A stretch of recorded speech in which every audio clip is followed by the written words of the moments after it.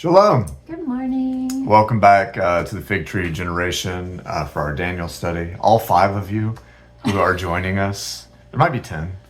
We have more. Yeah, we have some more. Thank y'all for joining us for this study. And, hopefully this is interesting to some. Hopefully we're able to, I know there's probably some people who are like, oh, they're wrong. We don't believe what they believe or whatever. Who cares? But hopefully that we know that Yah's word does not return void. So just by reading it, by speaking it out, we are speaking life. The power of life and death are in the tongue. That's something that's really been resonating with me recently, with us recently. We've been talking about this, and it's so new agey that you can kind of manifest things around you, right? Yeah. We hear that word all the time, but it's not new agey. It's actually old agey. It's actually It's just the enemy taking something of Yah, like he always does. like he always does, and twisting it and turning it into something evil. Yeah. I mean, the power of life and death have always been in the tongue. That's not manifesting. That's truth. Yeah, it's just truth. So it's something we're actually just even talking about this morning and practicing, trying to practice this morning. Yes. And throughout our life, we're trying to, it's easy to get kind of bogged down, especially, we were talking about this morning, especially in the last 5 years. I mean, it's been hard for most of us since 2020. Yeah. We came to the truth of Torah in 2017. To the truth of biblical cosmology, the firmament, the Yah's handiwork above your head. We came to that idea of understanding in 2015, when it was like the honeymoon period of flat Earth. Yeah. And probably since 2020, the understanding of the millennial kingdom actually has happened. And so we've come to these understandings, but since 2020, it's been... it's like time has shifted. Something has happened. It's caused us to age, caused us to experience all kinds of ailments, problems with just in the world in general. Yeah, I was saying this, I was talking to a tour sister yesterday, and we were talking about COVID and just how pivotal it was for the world in so many different ways, but also just how... not like prevalent, but how we actually feel the oppression, the heaviness, the wickedness, even from like in our air, in our water, in our food. Like the realization is just so much more obvious of how like the enemy is, the prince of the power of the air. He is poisoning our air, he's poisoning our water, he's poisoning our food, our soil. everything is tainted and everything is unclean. You can't go anywhere and do anything without being exposed to uncleanness or wickedness or lawlessness, and I think we're all feeling the effects of that in some way. And 5G too, right? 5G, these towers, all this stuff that's going up.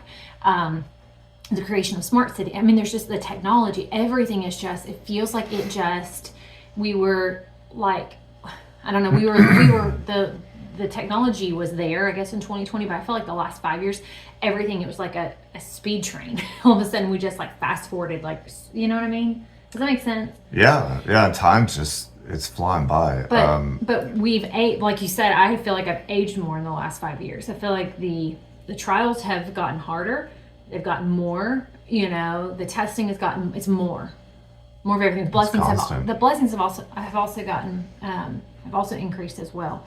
It just, when you were saying, the power of life and death are in the tongue, made me think of something that Paul says in Philippians, which is good for me. I went to this verse, and then obviously the verses before it. It's just what happens when Yah speaks.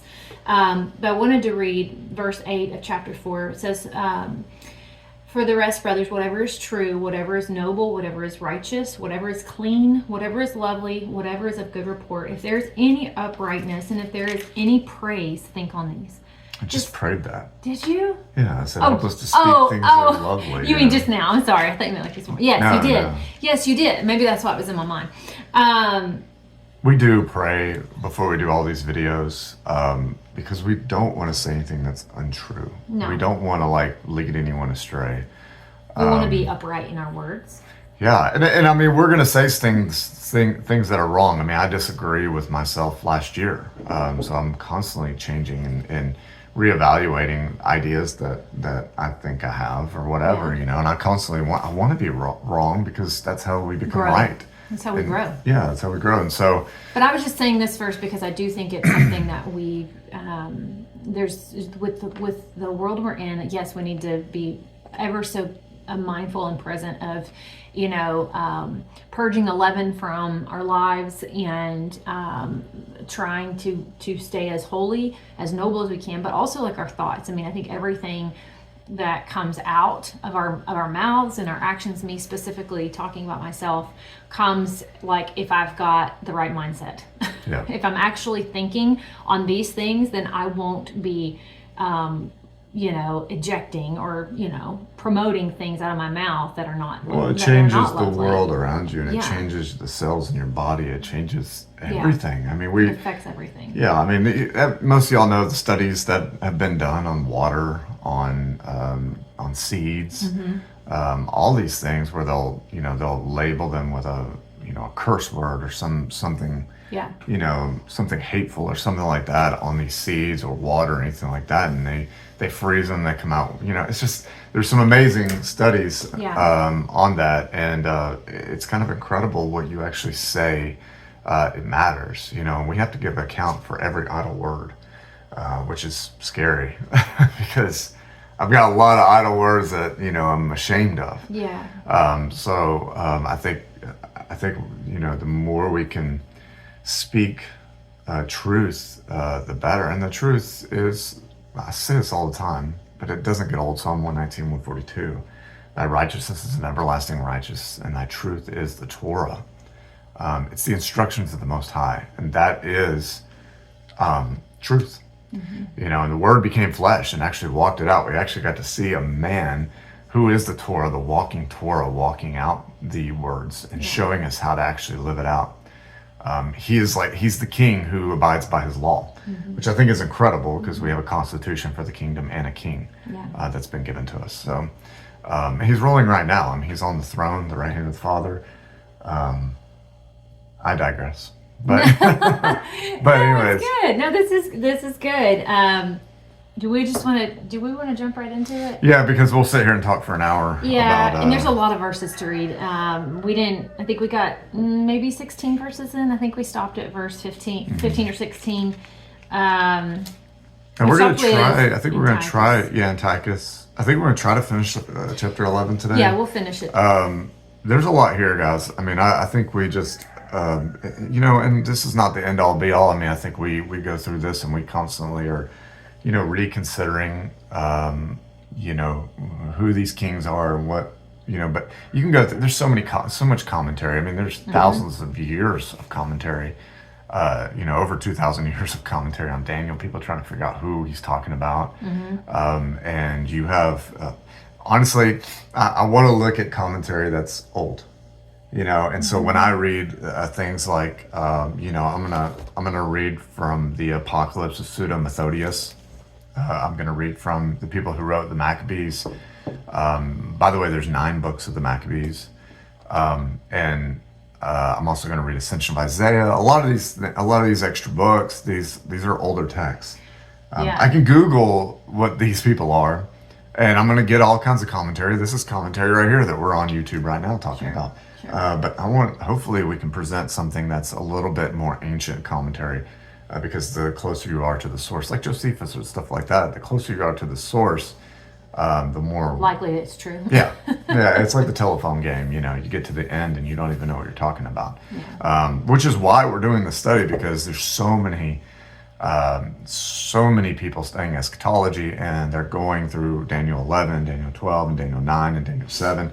And saying this is right now, this is this person, this is that person, and we're getting so lost in the timeline we're in. Real quick, Second Baruch, I think it's Second Baruch 12 or 13. I might have that chapter wrong, but it says the world is broken up in 12 parts, and it gives the timeline of each thing that's going to happen in each part. But the 12th part, the last part, is a mixture of everything that happened before. so that way people will not understand what part they're in.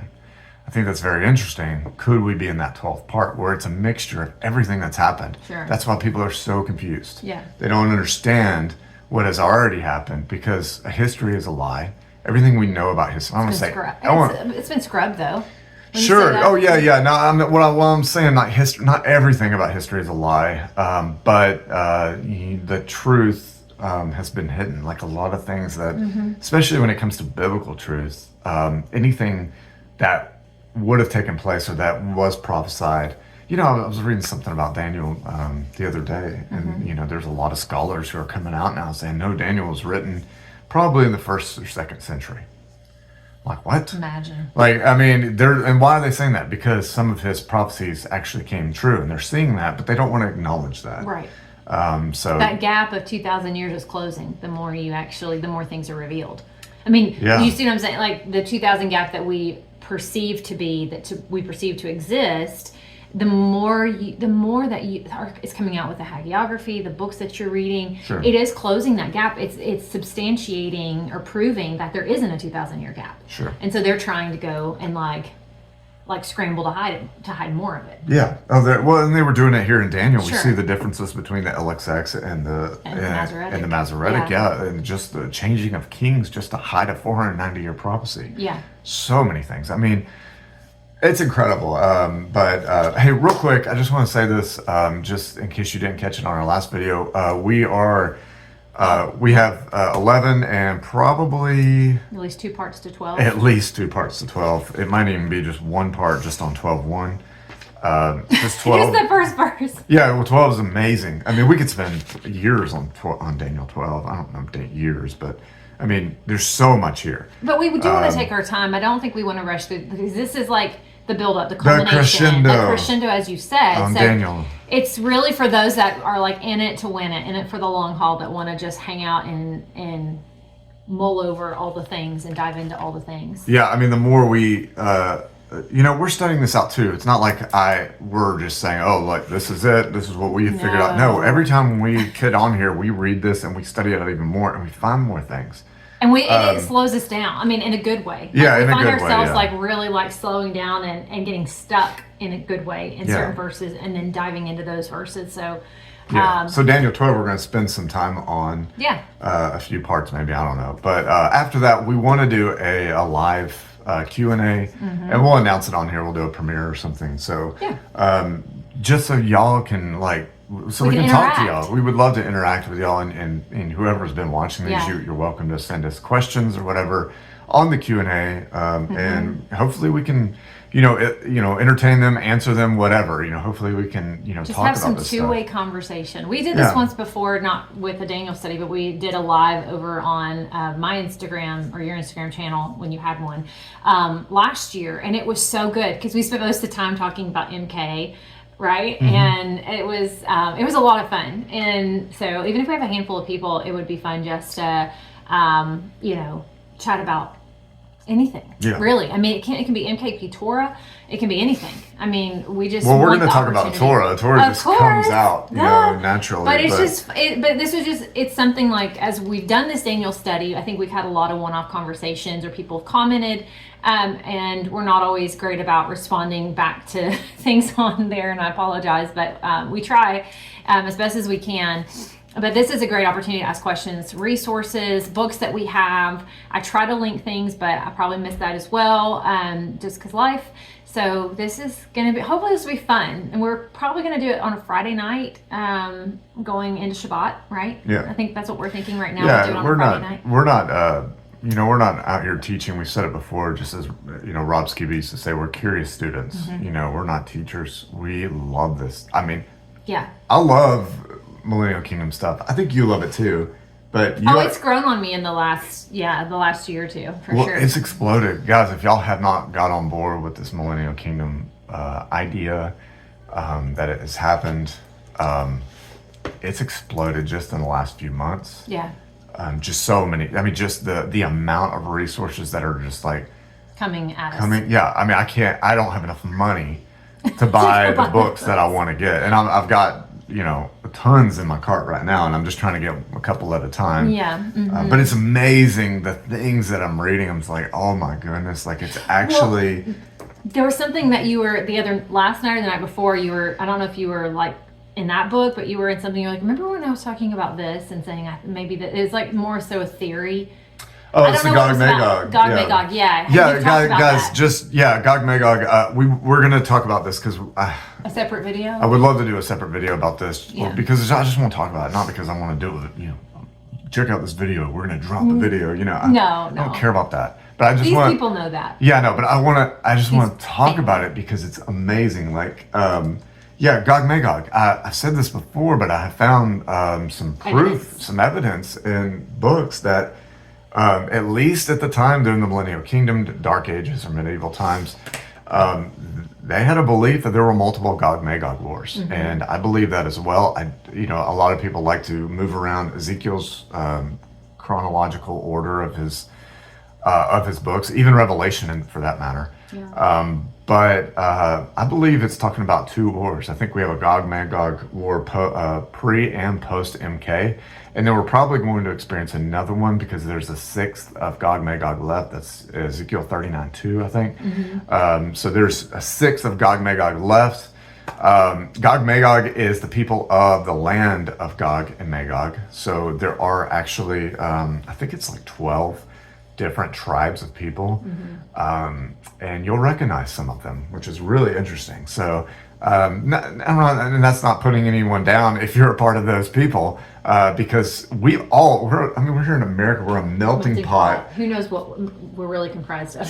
It's kind of scary, but the gospel is preaching to every creature, to everyone, even Gog Magog. And as I'm reading some of the accounts of like the Khans or the Hams, these are descendants or what was believed to be Gog Magog. As I'm reading these, some of them became Christian. Yeah. Some of them believed, and I'm not talking about modern Christian. I'm talking about the ancient Christian, the 2,000-year, the original Christian who actually believed in holiness. That they actually became Christian, believing in Mashiach and keeping the commandments of Elohim, which is incredible. So you even have people in Gog Magog that are righteous. Real quick, when you have these wars happen throughout history, Yah always, I don't say always, many but times. Most of the time, when a nation conquers another nation, it's because the nation became wicked. The one that gets conquered is the one that becomes wicked. Most wicked, yeah. The one that conquers is the most righteous. And he can use even, like you said, no man is wholly good nor wholly evil. Yeah, right? Yeah. So, within the cauldron, it's amazing. But that's true with the nation. Sure. Sure. I mean, we found that within Daniel. I mean, we have Nebuchadnezzar turning to Yah. We have Cyrus turning to Yah. We have Xerxes turning to Yah. We have Darius turning to Yah. All these people even are Alexander the Great. I mean, even Alexander the Great's praying and saying, "There's only one God. You are Him," and he prays, and he actually puts Gog Magog up in the upper north and prays to Yah to keep them up there. But your point is like a more righteous or less wicked nation conquers. Exactly. The more wicked. Yeah. Exactly. And I mean, just modern day, thinking about modern day, there's been a mark placed on America. We are on a timeline here, guys. I mean, unless we have a major revival. Not the type of church revival. No. I mean, a revival of righteousness and repentance. Yeah. I mean, that's the only way we'll be saved. And if we get conquered by some other nation, it's going to be a more righteous nation. There are more righteous nations out there. More lawful nations. Yes. We are seeing that. Yeah. We could go into that, but let's. Yeah. Were you going to say something though about that, like when you're just talking the nations conquering other nations? Is that all you're going to say? No, I think when we think of Gog Magog, we think of this evil kind of nation that's taking over the world, but actually, I don't know that it was. I do think they were more righteous. They became more righteous than the people they took over, and that's why. Yeah. It's not necessarily because they're just evil and they took over, but I think the gospel was preached even unto them. And when we talk about creatures, I mean, Gog and Magog is comprised of creatures. Yeah. Well, we know that Matthias, I think, and Andrew went to the land of the man-eaters. You read that in the Great Commission books. Yeah. So they went into the land of cannibalism, cannibals, to preach the gospel. Yep.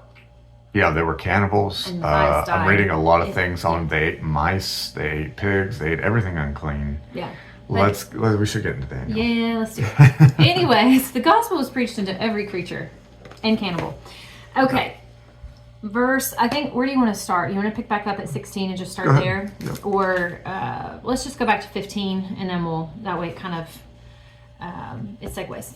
Then the king of the north shall come in and build a siege mound and capture a city of strongholds. And the arms of the south shall not stand, nor his choice people, for there is no strength to stand. So his opponent shall do as he pleases, with no one standing against him, and stand in the splendid land with destruction in his hand. And he shall set his face to enter with the strength of his entire rule, and make an alliance with him. And he shall do so, and give him the daughter of women to corrupt her. But she shall not stand, neither before him. I think we already said the daughter of women is Cleopatra. We said this is talking about Antiochus III, correct? Yeah, it gives his daughter to Ptolemy the Fifth. Yeah. Yeah, these are just, I mean, in the last, I guess, 10 verses, this has just been the story of the there was constant wars from the north and the south. Yeah, between the Seleucid Empire and the Ptolemaic Empire in the south. So it was just constant wars of these Grecian empires that were over these territories. Okay. And when we talk about Cleopatra was a person, but her lineage or her name just keeps going. Just same thing we have with Antiochus, Pharaohs, Ptolemy, Herod, and Caesars, everything. Yeah. So. Verse 18, then he shall turn his face to the coastlands and capture many, but a ruler shall bring the reproach against them to an end, and with the reproach removed he shall turn back on him. Then he shall turn his face toward the strongholds of his own land, but shall stumble and fall and not be found. And in his place one shall stand up, who imposes taxes on the adorned city of the rule. But within a few days he is destroyed, but not in wrath or in battle. And in his place shall arise a despised one, to whom they shall not give the excellency of the rule. But he shall come in peaceably and seize the rule by flatteries. Okay, so this is commonly believed, at least, when we talk about, when I was talking about, we want to go back to 1st, 2nd century writers. Anyone who's back then, I would be interested in what they have to say. Jerome writes that the raiser of taxes is Seleucus IV, Philopater, or Philopater. How would you say that? What? I don't know. Okay. I can't even read my own handwriting. But he raised taxes to the Romans. And so this is who he says it is. I'm okay with that, maybe. Okay. But this next person seems to be, as we keep going down the line right here, it's Antiochus IV. This is Antiochus Epiphanes, or Antiochus Man God. God manifests. Yeah, God manifests, yeah. And he did enter the kingdom with flatteries.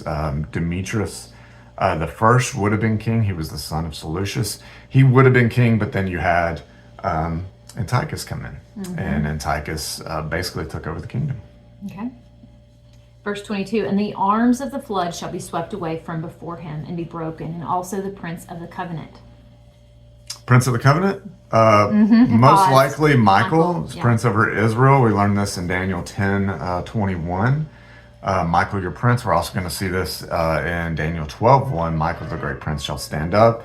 Also in Revelation, Michael fights and sends Hasatan out of the Shemaims, out of the firmament. You're done. Go down to earth. And he has a short time, which I believe this is probably Enoch 93, when after the burning of the temple, he has a short time there.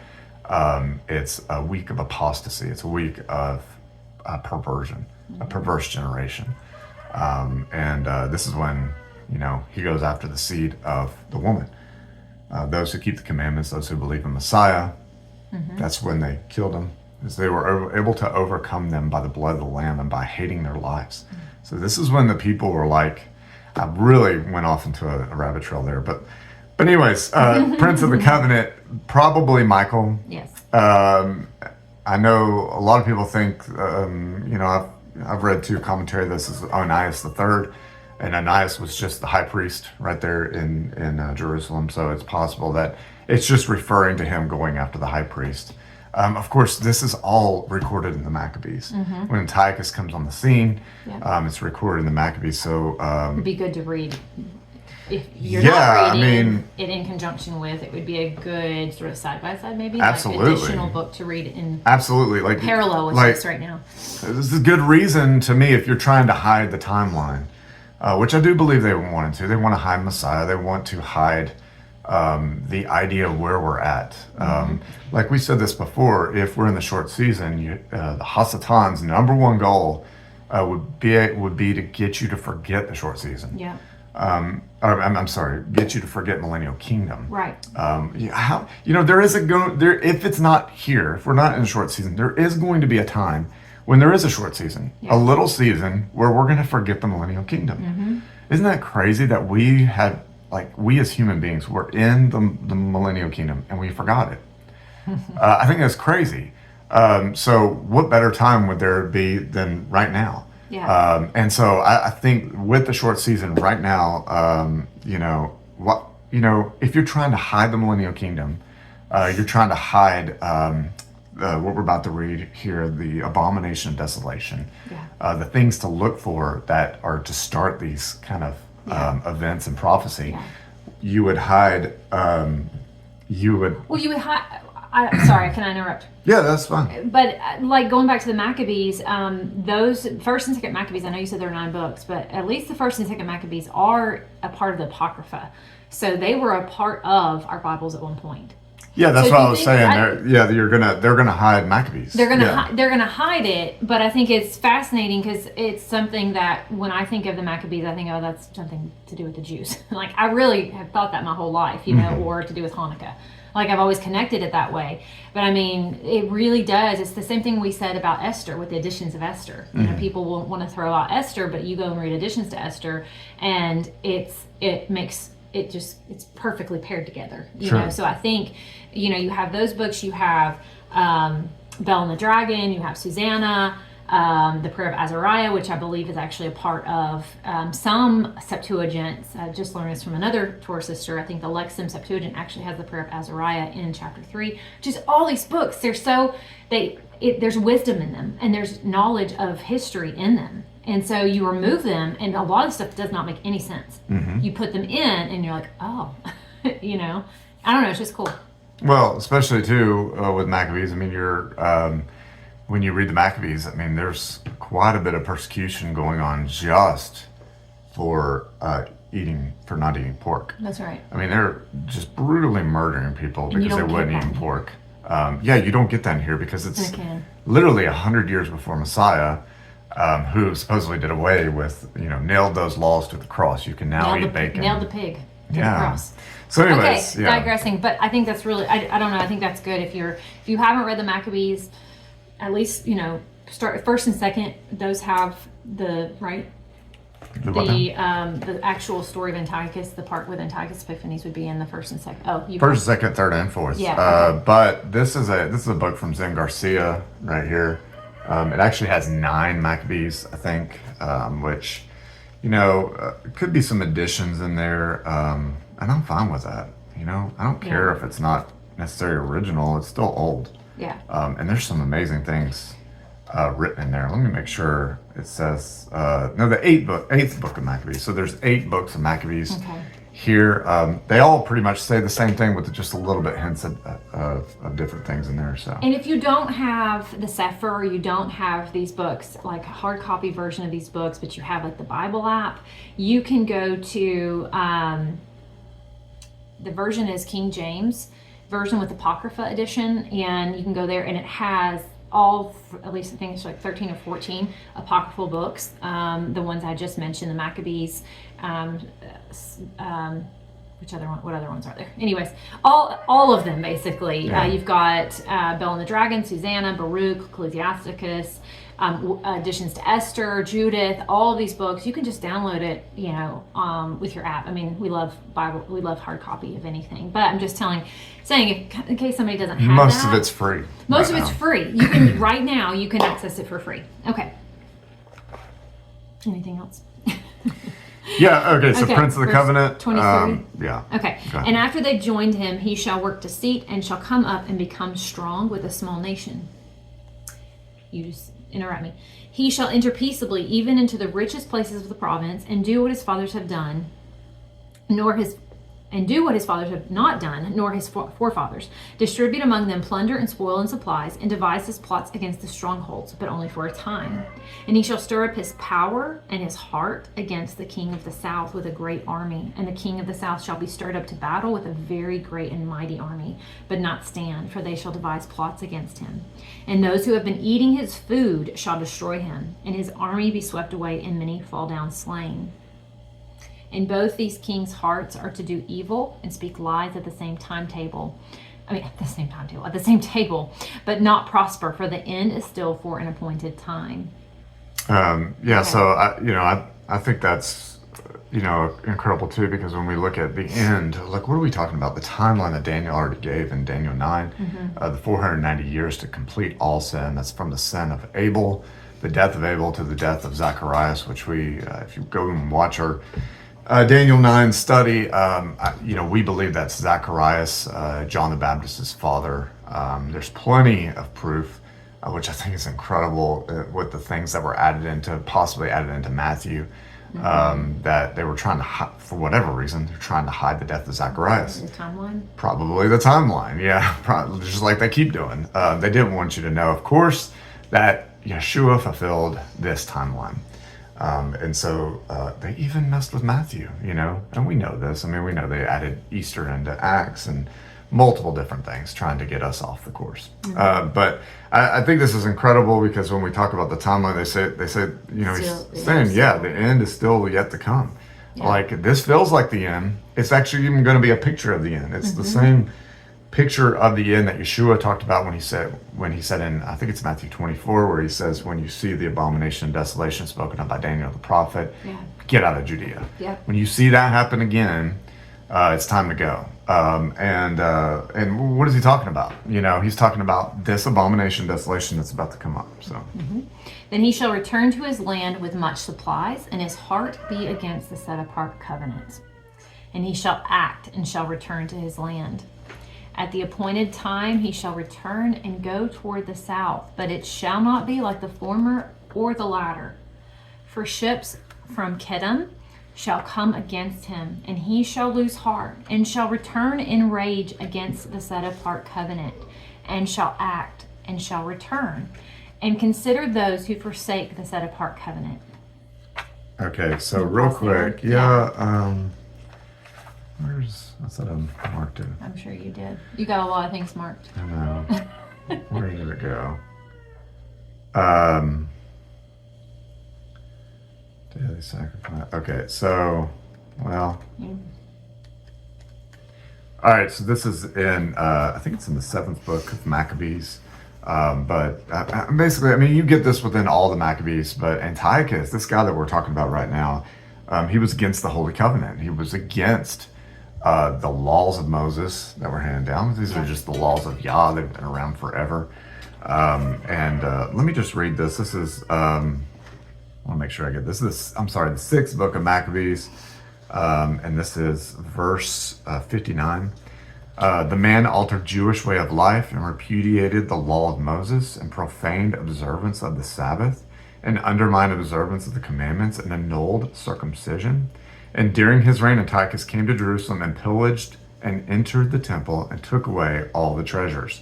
So this is the beginning when he took away the treasures. So he actually comes, takes away the treasures, leaves, and he actually is going to come back and he's going to commit the abomination of desolation. So that's what it says he's going to come back. This is after the ships of Chittim. Did you read that part? I did. I read all the way to 31. I stopped at 31. All right. So this is also in the Antiquities of the Jews. book 12, and it's also in Habakkuk, the commentary on Habakkuk of the Dead Sea Scrolls. That Rome is Chittim. Yes, that Rome is Chittim. Yes. Okay. So they actually define Rome as Chittim. I know I think it's common that the Edomites are Rome. Edom is Rome. That's a common belief in Judaism. Right. And I'm not necessarily disagreeing with that. It could be that Rome was comprised of a lot of different nations. And especially when you have the Eastern and Western Roman Empire. So you might have different parts that are Chittim, different parts that are Edom, different parts that are a lot of people.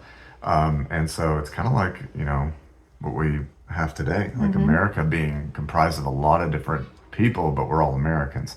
So, so we at least have some commentary that this is actually Rome. And this did happen. Rome did come after him. So something that you read here too in the 6 Maccabees about he altered the Jewish way of life and he rejected the law of Moshe, the Torah.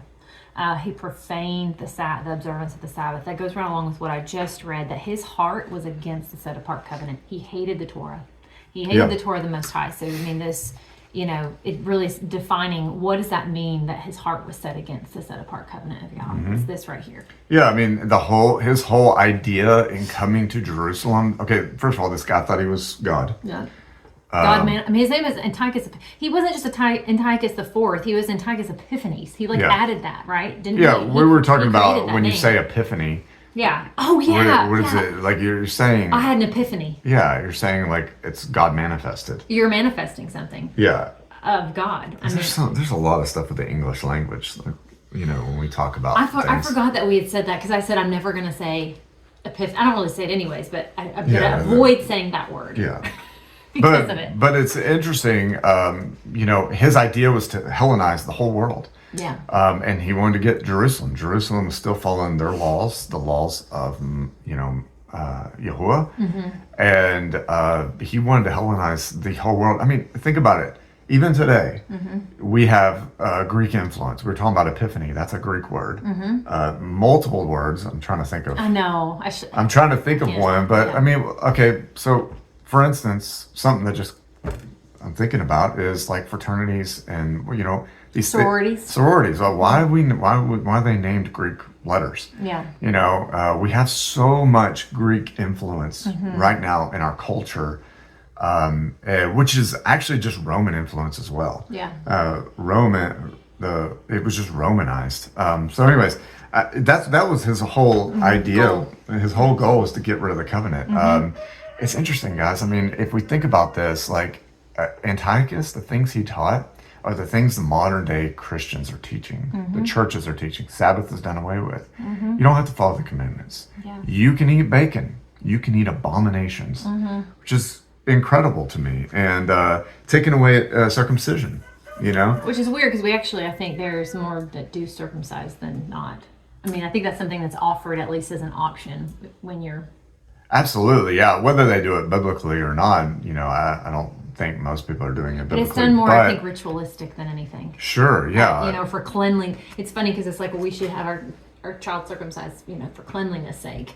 And I'm like, well, there's actually biblical reasons for doing it. And the way to do it. Yeah, the thing is like all these laws, there is a physical side to them and a spiritual side to them. Who cares if you're circumcised if you don't have a circumcised heart?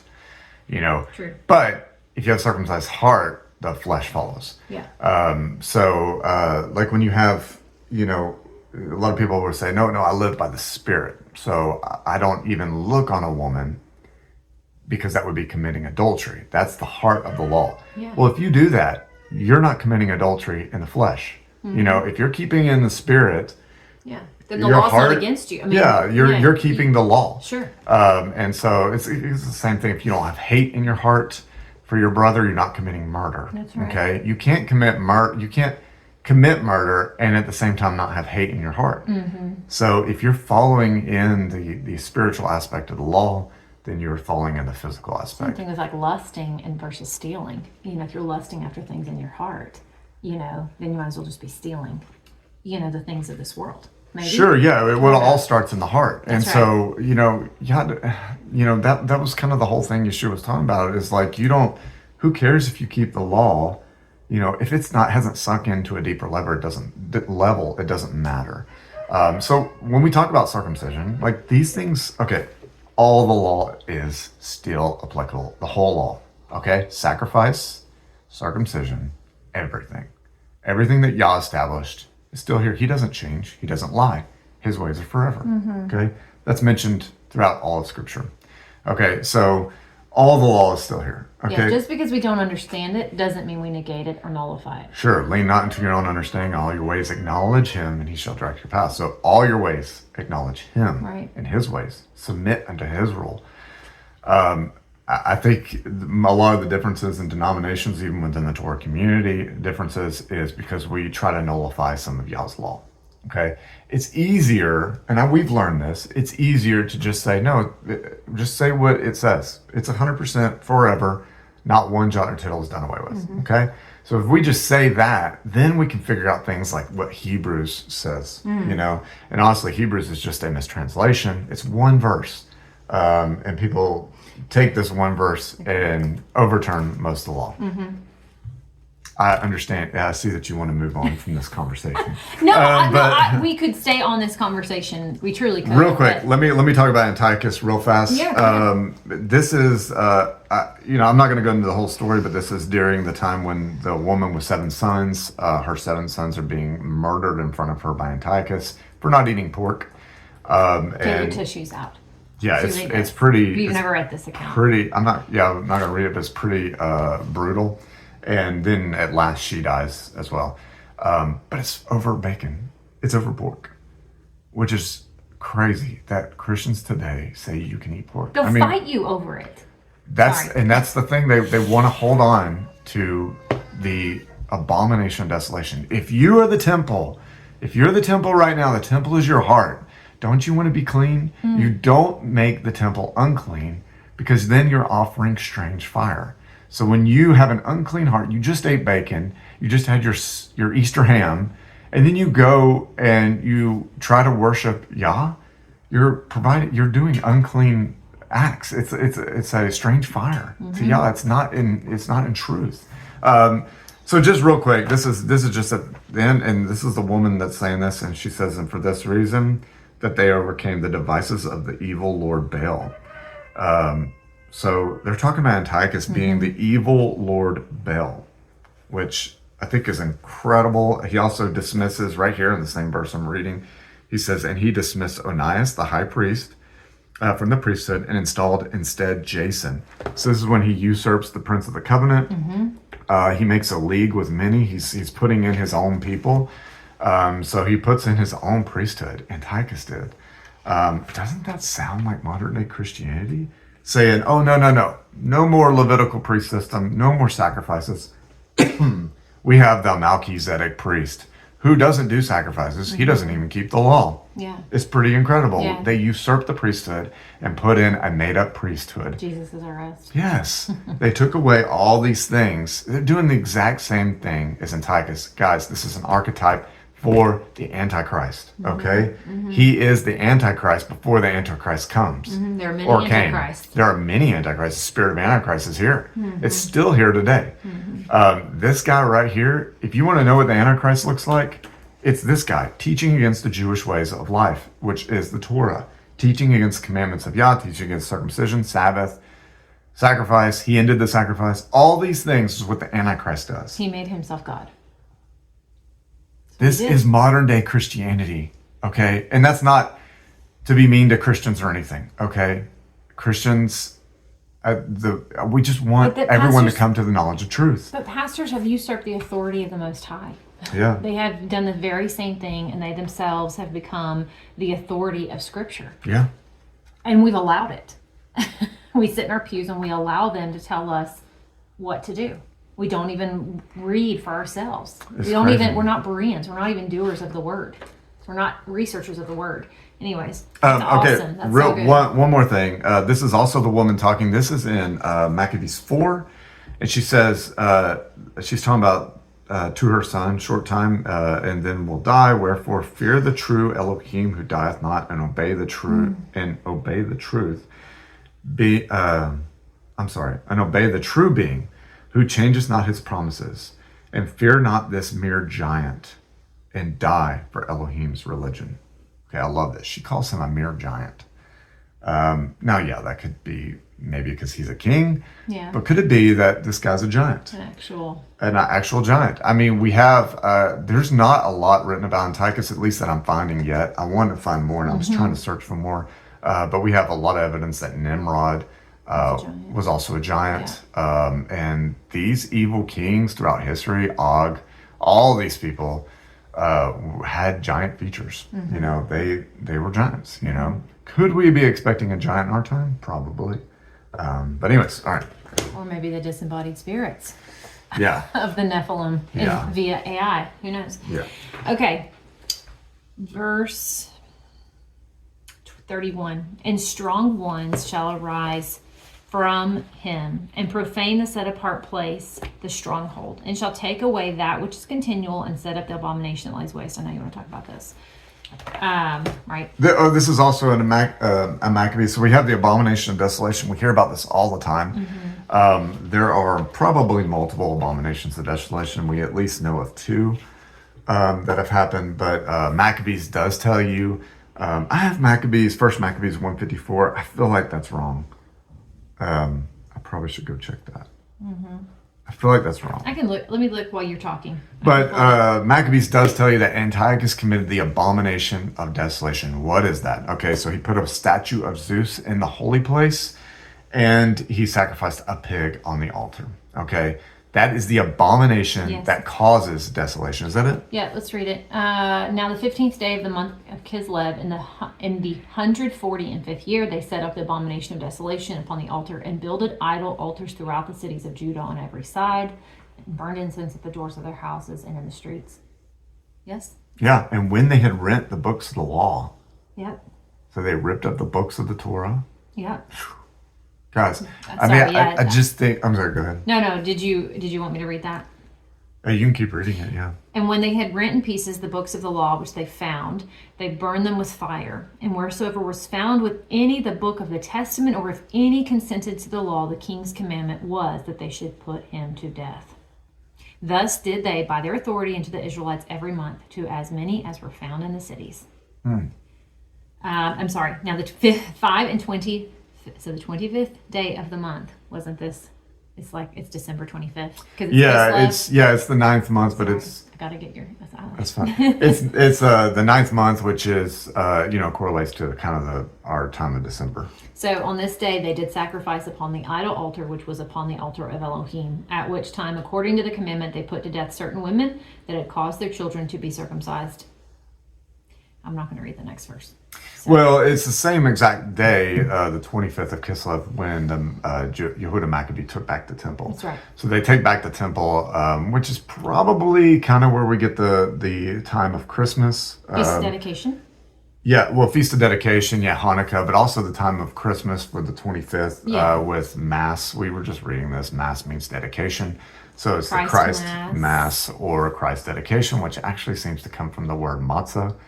Which is interesting. So if you're dedicating yourself to Messiah, you do this in remembrance of him. So you eat unleavened bread and wine. Probably shouldn't talk about Christmas anymore. But anyways, because it's not the time. When you're a Torah, you got to talk about Christmas during Christmas. So anyways. Okay. But guys, I think this is incredible because we have the abomination of desolation set up right here. Okay.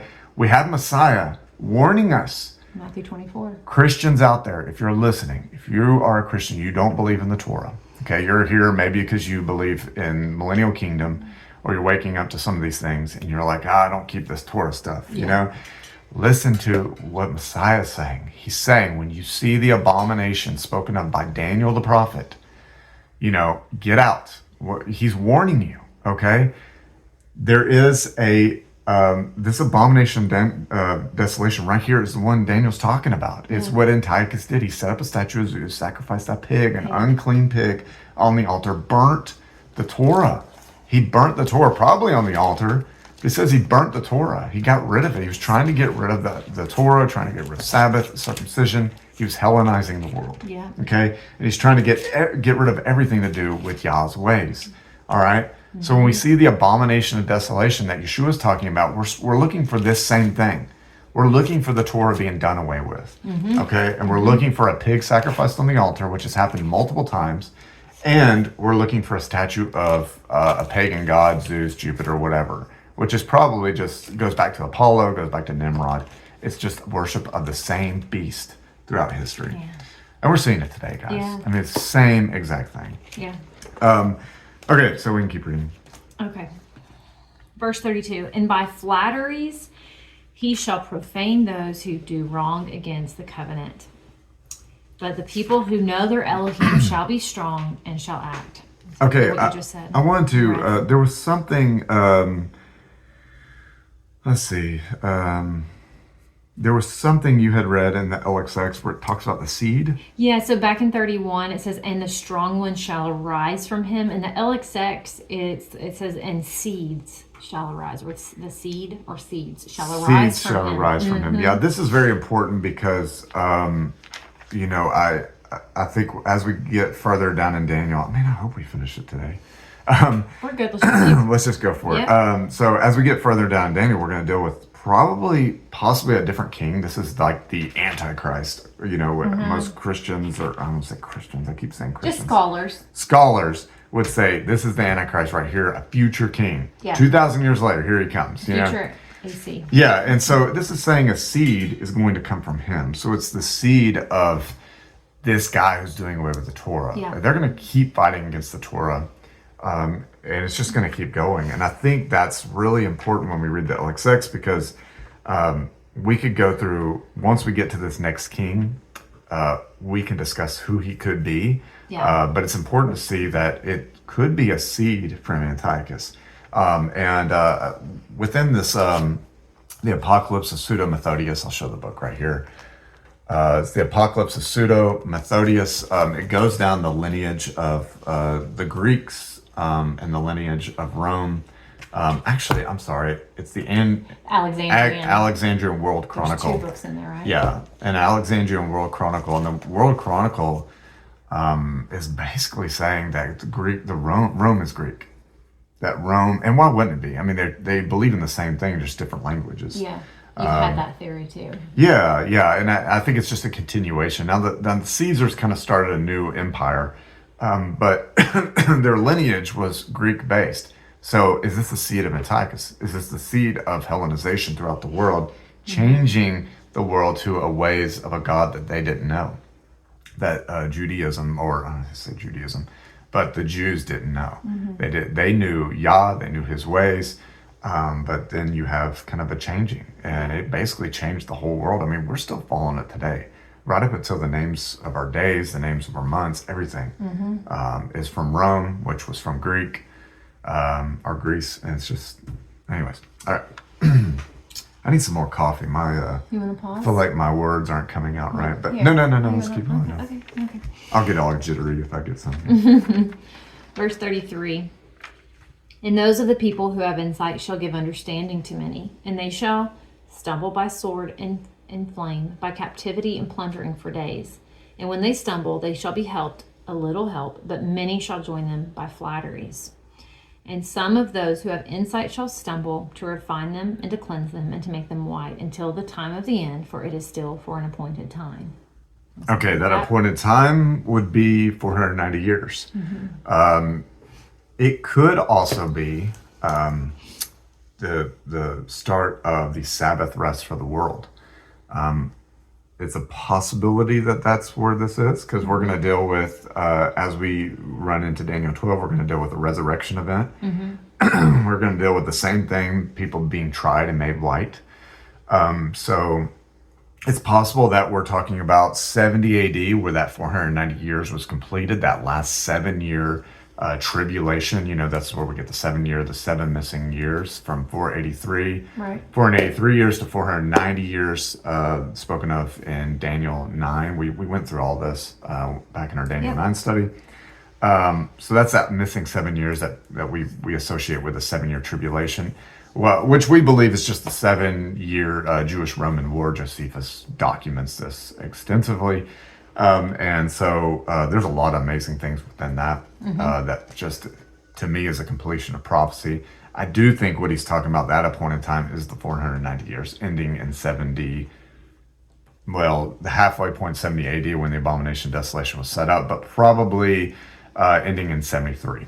Okay, but I could be okay with around the 500s, destruction of Rome, start of the Millennial Kingdom, possibly a resurrection event.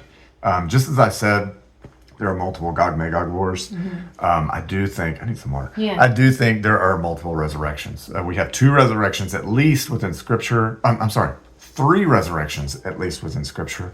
Why not 3 Gog Magog wars? You know. Why not 3 exoduses? Yeah, I mean, we at least have a second Exodus, but I think there's possibly a third Exodus. So yeah, and so we're gonna transition now into verse 36. So from 36, really, maybe towards the rest of the chapter, is going to be sort of a. It's sort of interesting. We've talked about this. How it's interesting, yeah. It doesn't necessarily. Well, let's just read it and then we'll get into it. Well, we have Antiochus Epiphanes committing the Abomination of Desolation. Then we have this like pause right here with a few verses talking about many shall be tried, many shall be made white, and and then all of a sudden it says, and the king. Yeah. So let's just read it and then we'll pause. Yeah. And the king shall do as he pleases and exalt himself and show himself to be great above every mighty one and speak incredible matters against the eld of mighty ones and shall prosper until the wrath has been accomplished, for what has been decreed shall be done. And have no regard for the mighty ones of his fathers, nor for the desire of women, nor have regard for any mighty one, but exalt himself above them all. But in his place he shall give esteem to a mighty one of strongholds, and to a mighty one which his fathers did not know. He shall give esteem with gold and silver, with precious stones and costly gifts. And he shall act against the strongest strongholds with a foreign mighty one, which he shall acknowledge. He shall increase in esteem and cause them to rule over many and divide the land for gain. Okay. Stop there. Yeah. Yes. Okay. So. Who is this? Well, okay. All right. So we're going to go with, we decided to kind of break this down to the least likely and most likely candidate for this guy. Okay. For this role. Yeah. Okay. This is an interview. Who should be this king that we were talking about in verse 36? So we're going to go ahead and tell you, we don't know. We're going to just say that because we don't really know. And I think that scholars throughout history have focused on this right here, trying to figure out who this is. Or who will be. Who will be, yeah. It's common. I would think it's probably the majority that believe that this is a future king. Yeah. A future Antichrist. And to us, that is the least likely person. Candidate could be. I mean, my HR is coming out. You what? My HR is coming out. Oh yeah, go ahead. Least likely candidate. Least likely candidate. So I mean, we people don't have believe said it's the future AC. People have said this is Obama. Mm-hmm. Okay. You've said that. Probably. I've said that. Yeah. There's the not having the desire of women. I would say this could be Obama. And there's way more things in here that I could say, oh yeah, this looks like Obama. Okay, least likely. Why is this least likely? Because we just went through Antiochus. We have 3 verses between Antiochus and the king. Mm-hmm. All right. Like we say this, oh my goodness, this could be Obama. There's no 2,000-year gap here. No. All right. It should say something like, and there'll be a long time, or there'll be many ages, and then this king. Okay. Something like that. Just give us a little hint of a 2,000-year gap. Right. Or you need to wait thousands of years. Yeah, sure. I said this before. We're talking about 2,000 years because that's how far we're removed from according to official history. Mm-hmm. It could be 10,000. If there was a verse here that said, wait 10,000 years, and then this guy, then I would say, okay, we still got 8,000 more years to go. Mm-hmm. Okay. But why do we think this is our time? Like, why do we sit here and say, oh, we put people in here and say, this is this person, this is that person. We read about this guy who raises taxes in verse 20. I've heard a lot of people were saying that this was Biden raising taxes. I'm like, okay, come on. I mean, it literally tells you, we're talking about Cleopatra, we're talking about the four kings that come out of Greece after Alexander the Great dies. I mean, how do we get to Biden? And the same thing we get to here. This is the most popular, some of the most popular verses for the Antichrist. How are we getting the Antichrist out of here? How are we getting some future king? Because that's the least likely candidate. Yeah. So you want to go to the most likely and then work our way and kind of meet in the middle, or do you just want to? No, work our way down. So you said somewhere between there could be an unknown character, an unknown candidate between 70 AD and 500, like Hadrian, Dadianus. Yeah, Dadianus. Yeah, Dadianus you find in I think it's the Passion of St. George. The kind of the writings of St. George. Dadianus was set. I mean, they actually call him the serpent, the dragon, and that they call him all kinds of names. I mean, this guy was very wicked. If it's true, and that's if it's true, I'm just saying what we've read or what's written. But if it's true, I mean, he got 70 nations, 70 kings, or 69 kings. I think he would have been the 70th across the world to follow him. And this was probably before the millennial kingdom, but it was for the judgment of the princes of the nations. Right now we have 200. 200 watchers are here right now. That's why we have over 200 nations. We don't have the 70 nations anymore, but these 70 nations were all gathered together to stamp out Christianity. This is original Christianity, holy Christianity, who believed in Messiah and kept the Father's ways. They were trying to get rid of all that. They didn't want anything to do with that, killing everybody, refusing that the name of Christ should even be spoken in the whole world. They're trying to stamp it out. This is the perverse week in Enoch 93, after the destruction of the temple. So this is the next step down, that it could be this king could be someone between 70 AD and 500. Okay. Yep. Now we also have Hadrian. Hadrian committed the Abomination of Desolation too. Yeah. I don't think there's anything written that I've read about the sacrificing of the pig on the altar, but he did build the temple, the temple we have today, the Dome of the Rock. We'll talk more about that. I know people are probably like, stop talking about the temple. but important. It is important. We did some videos on that. There are plenty of writings, and it was commonly believed, it was, pretty much fact in the medieval times, in the Dark Ages, the millennial kingdom, that the Dome of the Rock was the temple of Yahuwah. It was the temple of Solomon. It was built to be just like the temple of Solomon. Hadrian built it. It's not a Muslim temple. It was built by Hadrian. There's a lot of correlations to that in Solomon's temple.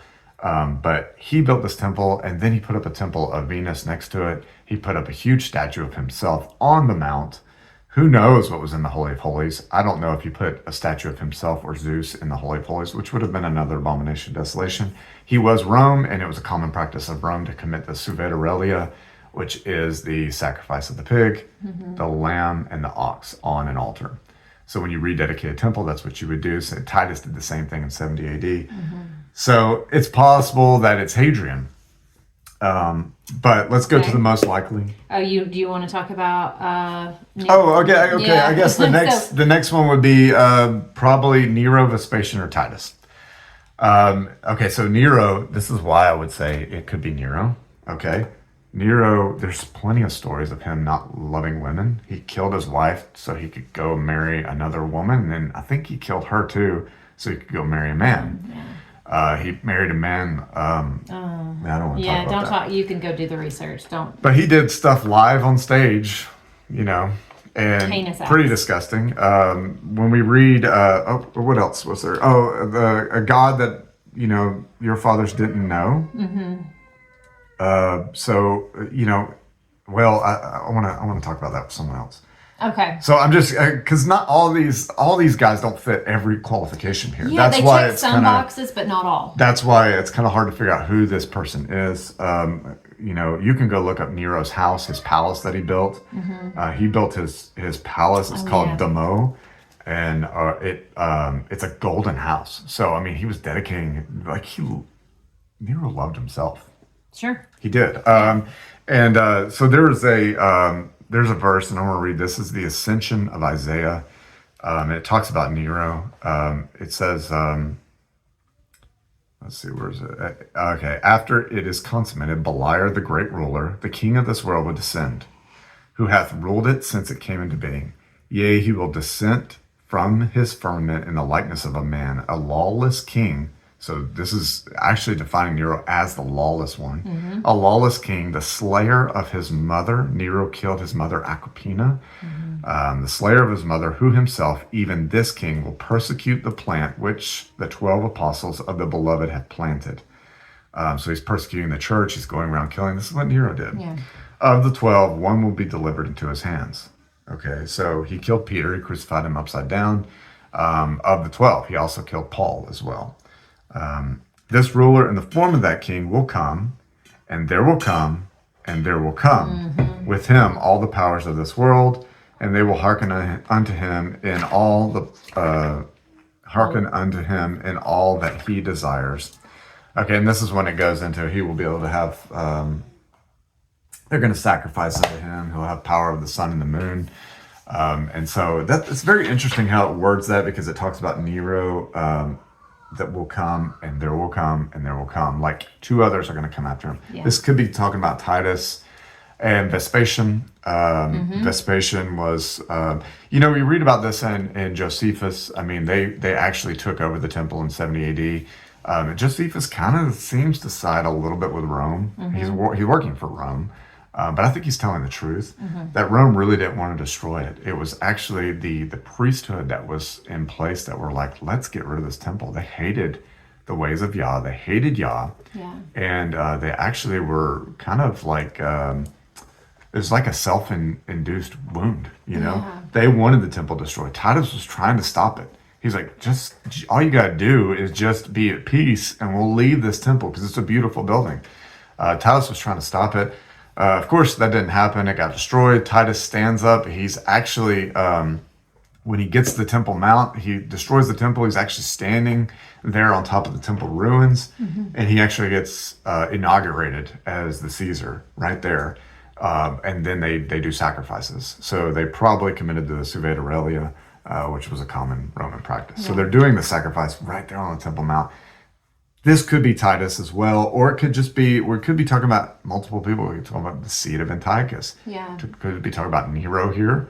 And then said Vespasian. Sorry, go ahead. Did you want to talk about Vespasian, or did you? I missed it. Well, Vespasian was the one who started, if I'm not mistaken, I could be misspeaking here, but Vespasian was the one who started the war, and Titus basically finished it. Okay. So he passed the torch. Yes, yeah, and there's so many stories after this happened, after Titus destroyed the temple. Yeah. He believed he was being prophesied. He believed Isaiah was prophesying of him, and he went around. He actually was healing people. He's actually had this ability, apparently, to heal people, and he was doing all kinds of miracles and things like that. So Titus, I mean, maybe there's something to that. Like I said before, the temple was destroyed because of wickedness. It wasn't destroyed because Rome was stronger. Yeah. It was destroyed because Rome was more righteous, and the Jewish people at the time were more wicked. You want to talk about the most likely candidate? Well, I don't know if it's most likely. I don't know if it's our most likely, but I do think when you do the research, scholars will say it's either a future Antichrist or this is Antiochus. Yeah. Those are the I don't know if it's our most likely candidate. I don't know that we have our most likely candidate, like the one that we're putting all of our stock in. Yeah, right? I don't know that Daniel is speaking about one specific person. Yeah, because it could go back to what we said in verse 31. Seeds will arise from him. Sure. So there will be multiple. Yeah. Right. But it is saying in 36, and the king shall do as he pleases and exalt himself. So it does feel like this is talking about one person specifically. But so if we read this just literal, sure, without adding anything, any kind of thought or anything, we're talking about the same king who committed the abomination of desolation spoken of by Daniel, which Maccabees confirms is Antiochus Epiphanes, because it's just going with that same king.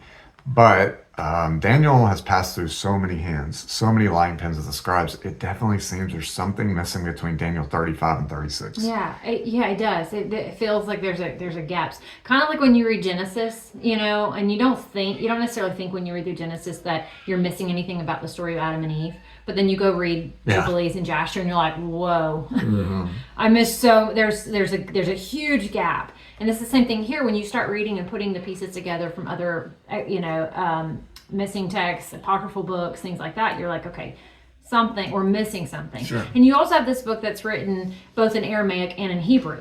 So it's like you've got two different translations, two different languages being spoken. How can there not be some sort of either mistranslation or, oh, we don't need this verse because it kind of explains it over here? I mean, who knows? There's so much here. Who knows? Yeah, who knows? Yeah, and I think that verse.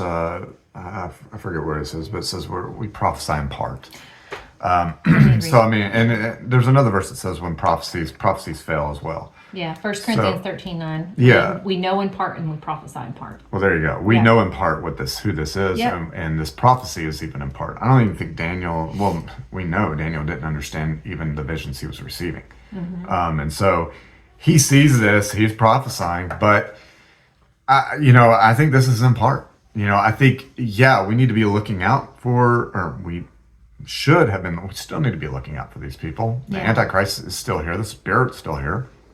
I've read certain accounts within the Sibylline oracles, multiple accounts of the Antichrist will come back, or has come back, even out of the pit, just like Hasatan.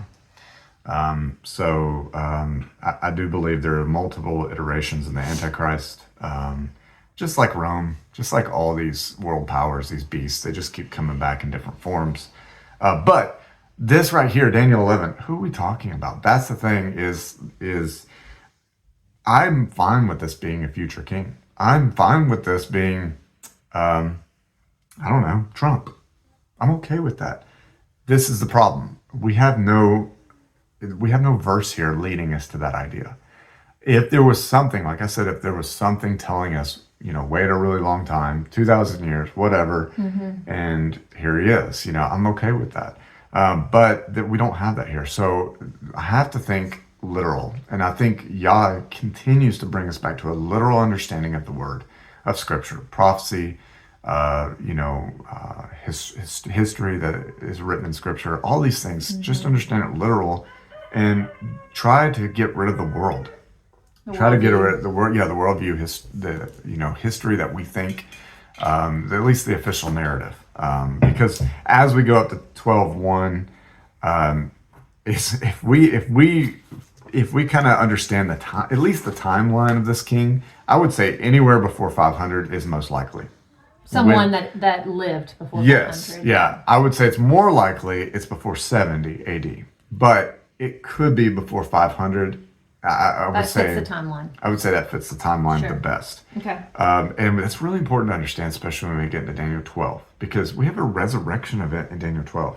We have some amazing things happen in Daniel 12 that so many verses correlate to 70 AD, 500s, crucifixion, things like that. That time frame, 2,000 years ago, at least what we're told. Okay, so to think this is a future king, I think we're adding a lot into the text to even think that this could be future. Okay, very good. Very good. Okay, let's move on. Verse 40. At the time of the end, the king of the south shall push at him, and the king of the north rush against him like a whirlwind with chariots and with horsemen. And we forgot one guy. Many ships. Who? Herod. I had him written. We didn't even go over him. Okay. Yeah, Herod's our most recent. Let's back it up. So okay, guys. Herod's our most recent theory. Yeah, there's a possibility. I mean, we don't talk about Herod enough, okay? Not that we should. But, I mean, this Herod guy. Man, he checks some boxes. I mean, talk about gold. I mean, there's so many things that Josephus writes about him. This guy went after the Messiah, tried to kill him. There's things prophesied about him, about, those weeping in Ramah, the women weeping in Ramah and couldn't be comforted. Matthew tells you that this was fulfilled when Herod was killing the babies, trying to get rid of Messiah. Yeah. He also tried to kill the babies, John the Baptist, when he was a baby. Then he goes after later, he kills Zacharias, John the Baptist's father. Then he kills John the Baptist. I mean, this guy was evil. Yeah. He also killed some of the most righteous. He attempted to kill and killed some of the most righteous men. Mm-hmm. Yeah. So many. And how many of these babies that he killed would have been following Messiah? Could it be Future that generation. there would have been way more of this generation following Mashiach at the time of, his advent? Yeah. It could have been tons of people following him. He might have had a larger following to where the Pharisees at the time couldn't refuse him. That's interesting. And you had the same kind of idea with Nimrod. Nimrod was killing all the babies too before Abraham, trying to kill Abraham. Yeah. And trying to go after him. And, it's kind of crazy that we have just kind of Herod, kind of this, reinvention of Nimrod. Also in Josephus, Herod tore down the temple.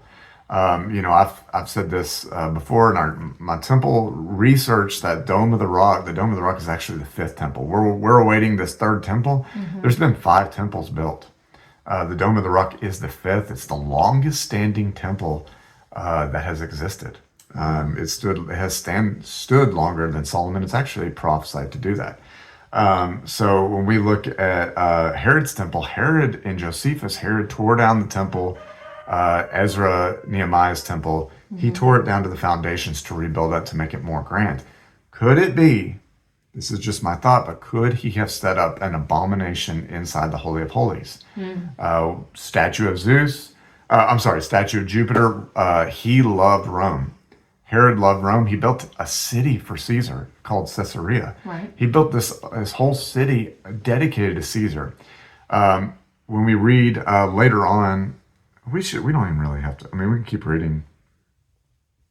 Yeah, Power of the Treasures of Gold. Just keep reading, because I'm going to get to something here in 45. Absolutely. Okay. At the time of the end, the king of the south shall push at him, and the king of the north rush against him like a whirlwind with chariots and with horsemen and with many ships. And he shall enter the lands and shall overflow and pass over, and shall enter the splendid land, and many shall stumble, but these escape from his hand. Edom and Moab and the chief of the sons of Ammon. And he shall stretch out his hand against the lands, and the land of Mitzrayim shall not escape. And he shall rule over the treasures of gold and silver, and over all the riches of Mitzrayim, and Libyans and Cushites shall be at his steps. Then reports from the east and the north shall disturb him.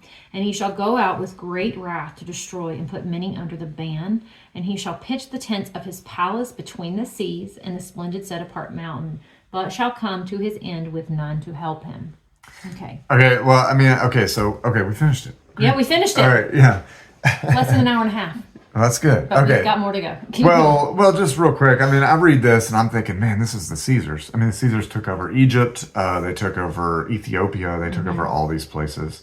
Of course, Edom is commonly understood as Rome, like I mentioned before. But we have many places where Chittim is called Rome. So I'm not sure what it means Edom passed from his hands. And when we're talking about Herod did build his palace on the Temple Mount. Yeah. He built it right next to the temple. Between the seas, between what two seas, right? Between the Red Sea and the Mediterranean Sea. I mean, that would have been Jerusalem at the time. But that goes with 45, so. Yeah. So it could be there. Maybe it says, see, in the glorious holy mountain. I was even trying to look at Muhammad here for possibly Mecca being built. Mount Sinai. I don't know. I don't know. There's a lot of possibilities here, and I'm not going to pretend that we know who this is. I think it would require all of us to just keep studying this, but I think that we're dealing with possibly multiple kings here. Yeah. Another thing about Herod was put in by Rome. Rome established him as king of Judea, and he killed many of his family members as well. This guy there were some bad things about him. And then it was his grandson was Agrippa, Herod Agrippa during Yeshua's time. I think it's his grandson. But there's so many ideas here. Herod the Great, Herod Antipas, and then Herod Agrippa. Agrippa, okay. Yeah. Herod Antipas is the one that was responsible for executing John the Baptist, actually. Oh, okay. I'm sorry. Yeah. Well, I mean, it's a bunch of Herod. I mean, they're all, the same family. Mm-hmm. And then Herod Agrippa was persecuting the early church. He was the one that was responsible for putting James to death. Was Herod related to Cleopatra? I thought we looked at something like that. You can see how we're studying this as we're studying this. I mean, we're just keep coming up with. So Cleopatra, this is just a little chart here. So Cleopatra married Caesar, right? Antiochus III had Cleopatra the First. So Cleopatra, so we know that, we just read that, who married Ptolemy V. I'm trying to get to it. And then I don't see Herod in here, though. I see Caesar. I see Julius Caesar. From Cleopatra and Ptolemy. Mm-hmm. Okay. Yes. I mean, there's multiple Bernices in here. We talked about Bernice. I mean, there's... But don't you see, I mean, Cleopatra mixed, like, even that, there's more lineage that mixes with Rome, but Cleopatra would have been mixed with Rome as well to get Julius Caesar. I mean, I think that's... This says that Herod, I don't know which one, Herod and Cleopatra the Seventh, the Queen of Egypt, had a complex and adversarial relationship. So I don't exactly know. Herod, it seems like Herod went to Alexandria to try to court Cleopatra to form an alliance. Seems like they had maybe a volatile sort of relationship. Who knows? There's something going on here. But we started studying Herod out. I don't know that I've never heard anyone kind of go with Herod here. So it could be the Herods. He's sort of, and I want to call him the underdog because it's not a good thing. Yeah. But he's sort of the underlying character in all this that he kind of flies under the radar, is what I'm trying to say. They don't, and he's very scriptural. I mean, he's all throughout the New Testament. Absolutely. But like I said, we're dealing with Antiochus Epiphanes, and then a resurrection event in 12. We know there was a resurrection event at the crucifixion. Mm-hmm. So we have possibly two markers in history right there. So this king would have to go between there, or we're dealing with 70 AD for the 490 years. So this king would have to be between Antiochus Epiphanes and the 490 years, which would end in 70 AD. Mm-hmm. Or when Michael stands up and defeats Satan, throws him in the bottomless pit before the millennial kingdom, 500s-ish, 536 maybe. With the darkening of the sun for 18 months. This is recorded in multiple historians. The sun darkened for 18 months, which was to bring on the millennial kingdom. So we're dealing with maybe a time frame between Antiochus and the 536-ish time frame. Mm-hmm. Okay, so this is just kind of your, a lot of times through prophecy, we just see markers. We don't understand. We understand in part. So we look at some of these things and I don't know how some of these things were fulfilled, but we do have these markers where we can go and say, okay, well, this happened, so we know it has to be in between right here. Absolutely. And hopefully we can use scripture to support that. Understanding the Abomination of Desolation, when that happened, we're using Maccabees, which was taken out of your Bible, so you wouldn't know where the Abomination of Desolation was, and so you would commit it in your own heart. So if you take anything from this study right here, keep yourself clean, keep yourself holy. If you don't believe you should be keeping food laws, the first commandment ever given was a food law: don't eat of the tree of knowledge of good and evil.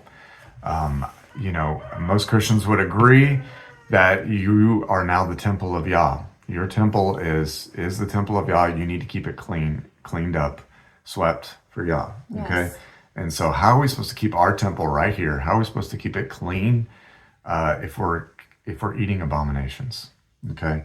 And by the way, there's, we talk about this all the time. There's a spiritual aspect and physical aspect. Don't only not eat a pig, but don't act like a pig. Mm-hmm. Okay. Don't act. I didn't mean to look at you when I said that. I know.